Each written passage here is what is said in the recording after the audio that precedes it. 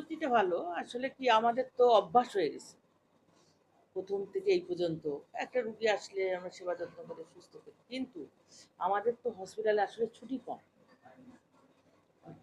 Shifting করতে হয়। তারপরে রুগী বেশি, সিস্টার কম, ছুটিও তো দিতে পারে না এরা, যে ঊর্ধ্বতন কর্মকর্তা। উম যেভাবে মানে চলে সেভাবেই চলি আমরা। আর অনুভূতি আর কি বলবো? অনুভূতি থাকলেও চাপায় রাখতে হচ্ছে। যে আমাদের যে মানে আমরা এক জায়গায় যাবো, বেড়াতে যাবো, সেটা আমাদের অফ রাখতে হয়। কাজ করতে হয়। তা কিছু মনে হয় না। মানে ভালোই লাগে। হসপিটালে ডিউটি করতে, করতে মনে হয় কি ভালোই লাগে। খারাপ লাগে না।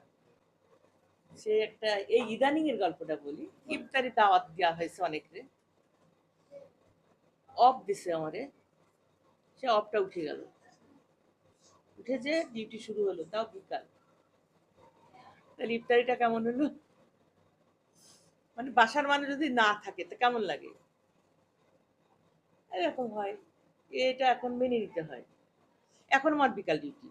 বাসায় সবাই ইফতারি করতেছে না, আমি নাই কিন্তু। কিন্তু দুনিয়া তো চলতেছে।